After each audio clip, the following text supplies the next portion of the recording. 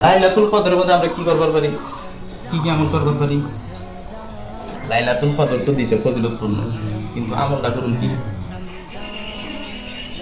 লাইলাতুল কদরের মধ্যে আমরা কয়েকটা কাম করা হয়,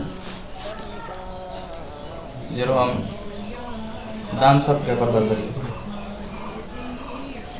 এখন প্রশ্ন, লাইলাতুল কদরের মধ্যে দান সদকা করুন ঠিক আছে, রাইতে মিসকিন পাম কনে, রাইতে গরিব মানুষ পাম কনে, দান সদকা তো করুন কিন্তু রাইতে মিসকিন পাম কনে। বা আজকে এই যে লাইলাতুল কদর, এটা জানুন কেউ, এটা জানুন কেউ যে আজকে লাইলাতুল কদর, আর এই রাইতে ইতিম মিসকিন পাম কনে, গরিব মানুষ, নিহত গরিব মানুষ পাম কনে। এর জন্য আমরা 5 টাকা, 10 টাকা, 100 টাকা, 50 টাকা একটা সিস্টেম বানাই। লাস্টের 10-এ বেজুর রাইতে আমরা এই টাকাটা সাইড করে থুইয়া সকালে যদি কোনো ইতিম মিসকিন পাই, গরিব মানুষ পাই, তাহলে এটা দিয়ে দিন।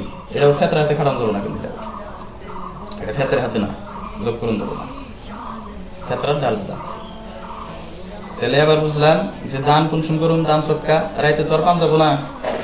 প্রত্যেক বেজুর রাইতে আমরা কি করবার পারি, কিছু টাকা আলাদা করে সাইড করে থুইলাম, সকালে দেখলাম যে কোনো একজন গরিব মানুষ আইছে, তারে দিয়ে দিলাম এই 10টা দিন বেজুর রাইতে।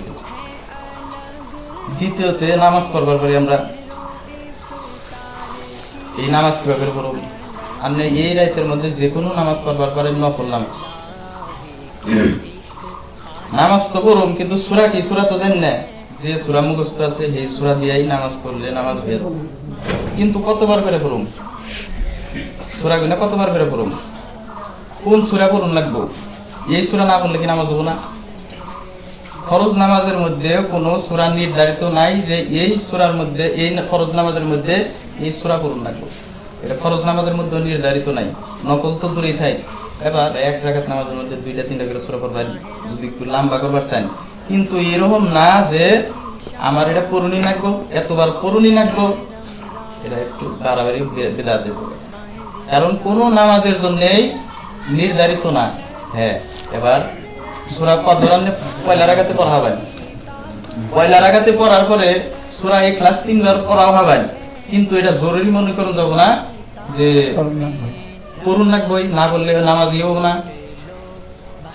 কোনো নামাজ নির্ধারিত নাই যে এই নামাজের মধ্যে এই সূরা পড়ুনি লাগবে।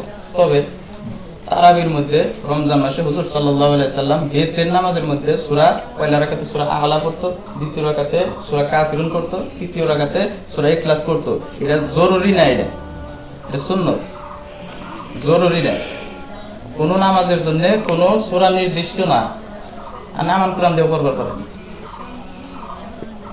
ওহন নামাজ যেহেতু পড়ুন, যে কোনো সূরাতে পড়লাম, ওহন কি লাইলাতুল কদরের নিয়ত করুম, আর যে 2 রাকাত করে পড়ুম, এনে কি লাইলাতুল কদর শব্দ ঢুকে দিব নাকি? বলে না, এনেও দোকান যাব না, কারণ এটা নফল নামাজ। 2 রাকাত করে যতবার পড়া হলো, লাইলাতুল কদর উপলক্ষে আপনি সারা রাত ইবাদত করবার পারেন, 1000 বছর ইবাদত অপেক্ষা উত্তম।